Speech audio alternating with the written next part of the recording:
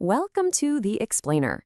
We're all living in this giant ocean of information, and it feels like every single day, the line between fact and fiction just gets blurrier and blurrier. Today, we're going to explore a powerful discipline designed to find the truth in all that noise. It's called open source intelligence, or OSINT for short, and it really starts with a critical question for our time. So how do you find the truth when AI can just create lies? This might be the single biggest question of our digital age. When AI can whip up convincing deepfakes and automated floods of disinformation, how do we figure out what's real anymore? This isn't some far-off hypothetical thing. It's the new reality we all have to navigate right now. Before we can even talk about the solution, we have to get our heads around the scale of the problem. We're stepping into a brand new era of digital threats, one that's being supercharged by artificial intelligence. And believe me, it's changing everything we thought we knew about cybersecurity and just being safe online. This image here really captures this new landscape perfectly.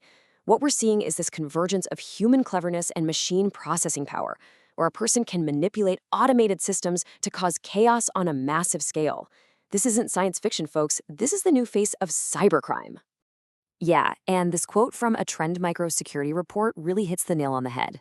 AI isn't just another tool in an attacker's toolbox. It's a transformative force. What does that mean? Well, it means we're talking about threats that can act on their own, learn from their mistakes, and be launched against millions of people all at once. That's a total game changer. So what does this actually look like in the real world? Well, by 2026, experts are predicting we'll see AI agents that can carry out these complex, multi-step attacks all by themselves.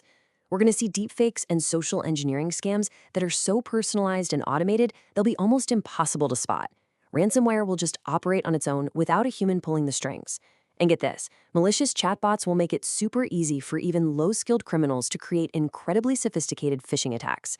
The threat is real, and it is evolving so fast. Okay, so that's the storm. Now how do we navigate it? The answer, it turns out, is to fight manufactured information with verifiable information. And that brings us to this powerful discipline known as open source intelligence. Now, the very first thing you need to understand is that OSINT is not hacking. It's not spying. It is a formal intelligence discipline that is focused entirely on finding and analyzing data from public, legally accessible sources. We're talking about stuff like social media, news articles, government databases, basically anything you don't need special clearance or a warrant to look at. And this is not just aimless web surfing. Not at all. Professional OSINT, like the process outlined by the SANS Institute, follows this really structured process called the intelligence cycle. You start with a very clear objective, then you collect, process, and analyze the data before you present your findings. It's this rigorous method that's the key to creating order out of all that online chaos and turning public data into what we call actionable intelligence. Okay, so that's the what. Now for the how. What does this actually look like in practice?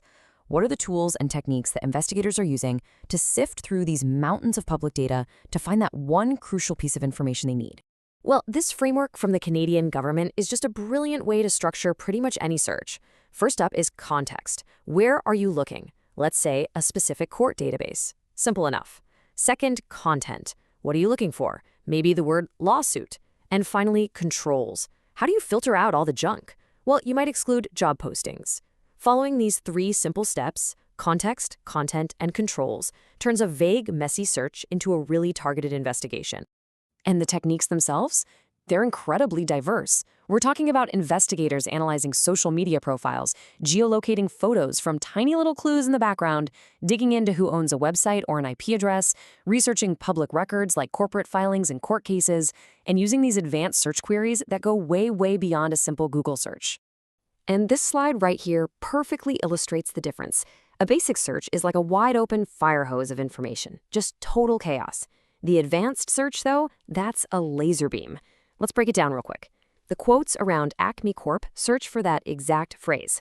The parentheses with "or" find documents that have either lawsuit, theft, or IP.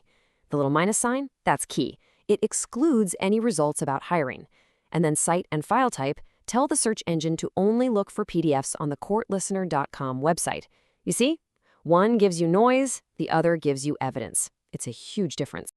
The power of these techniques is just immense. They're used every single day by journalists and law enforcement to uncover the truth. But, this power cuts both ways. For every case where justice is served, there's a risk of misuse, which brings us to the very tricky ethics of OSINT. This is probably one of the most famous examples out there. Using nothing but publicly available satellite images, social media posts, and geolocated videos, the investigative group Bellingcat was able to trace the actual missile launcher that shot down flight MH17 back to a specific Russian military unit. That is OSINT being used as a profound force for global accountability. It's incredible stuff. But with this incredible power to uncover information about anyone from pretty much anywhere, a really critical question pops up. In a world where public data is just everywhere, where do we draw the ethical line? What's the difference between investigation and an invasion of privacy, between justice and just plain vigilantism? To counter these risks, any responsible OSINT practitioner operates within a really strict ethical framework. The rules are pretty clear. You have to stay within the law. You aim to avoid harm, not cause it. You respect people's privacy, even with public data. And above all, you have to maintain the integrity of your findings by making absolutely sure they are unbiased and thoroughly validated. So this brings us to the future. We started this whole thing with the threat of AI, and we've explored OSINT as a way to fight back. But the story doesn't end there. The future is looking like an escalating cat-and-mouse game, a digital arms race. On one side, you've got AI being used for attacks, creating deepfakes and these autonomous threats. But on the other side, you have AI being used for defense.